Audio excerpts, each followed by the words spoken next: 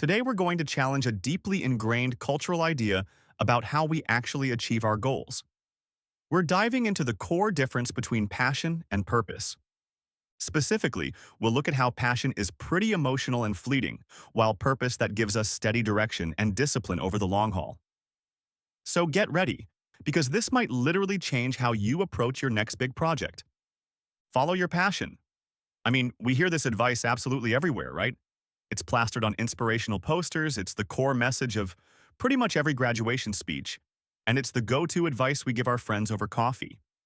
We kind of talk about passion as if it's the ultimate, unquestionable secret to success.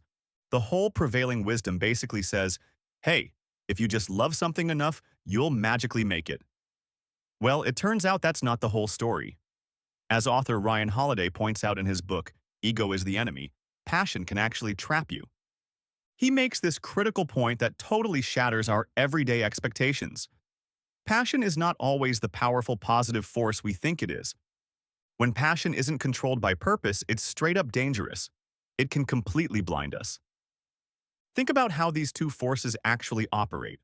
On one hand, passion is entirely emotional. It's intense. It's impatient. It demands things immediately and just screams, I want this right now. It makes us move super fast, but not always wisely. On the other hand, purpose is much calmer. Purpose says, okay, this matters. So I'm going to keep going even when it is incredibly boring. It gives us that steady direction we need and helps us understand what we're actually trying to build. So here's the crucial point. Passion has some pretty big pitfalls. Because it's driven by such intense emotion, it demands immediate results. It demands recognition. We want people to notice our effort, praise our brilliant ideas, and validate all our dreams. The real trap here is that passion makes us obsess over how we feel and what we want to become, rather than quietly putting our heads down and doing the actual necessary work. Passion burns incredibly brightly for sure. But because it relies on pure emotion, it burns out really quickly. So this is where the rubber really meets the road. Let's take a writer, for example. Driven by passion alone, they imagine this huge success, visualizing their name in print. But they end up abandoning projects the exact moment that initial excitement fades. But a writer with purpose, they write, despite those slow days, because they know they have something meaningful to say. Think about a teacher. Passion alone leaves them so frustrated when students get distracted or progress is painfully slow. But purpose?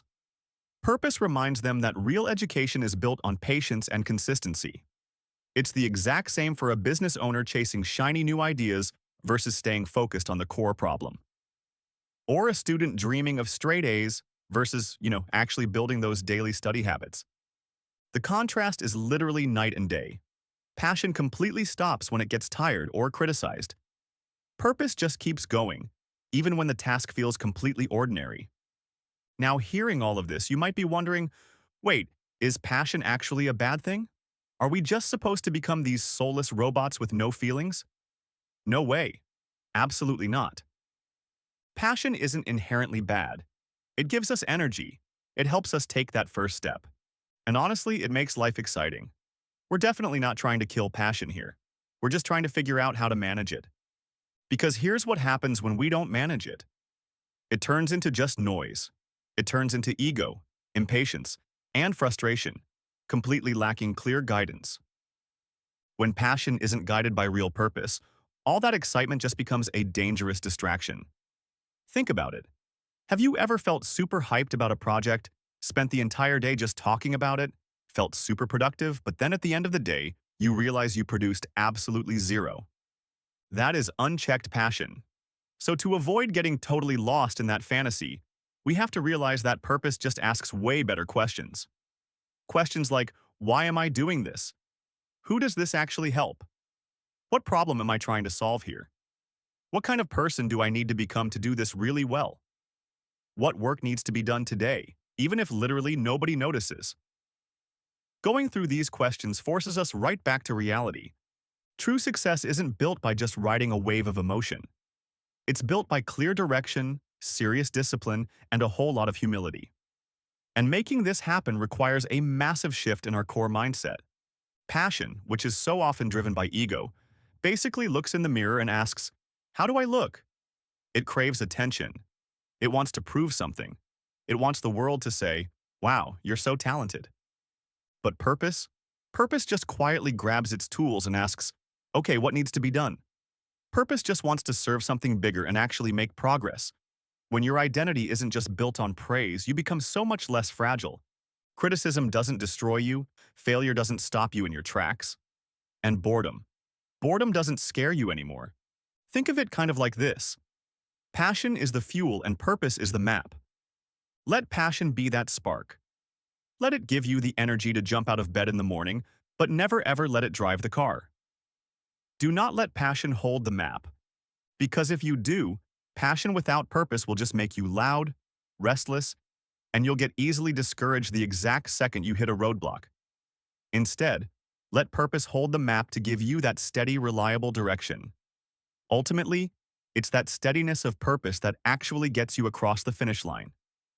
It provides that clear direction, and it keeps you totally steady when things get rocky.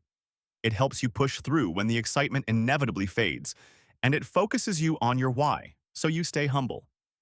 Because the truth is, the person who wins in the end usually isn't the one who started out with the most passion. It's almost always the person who stays humble enough to keep learning and who keeps showing up long after that initial mood has totally disappeared. So, I really want to leave you with a final thought to chew on.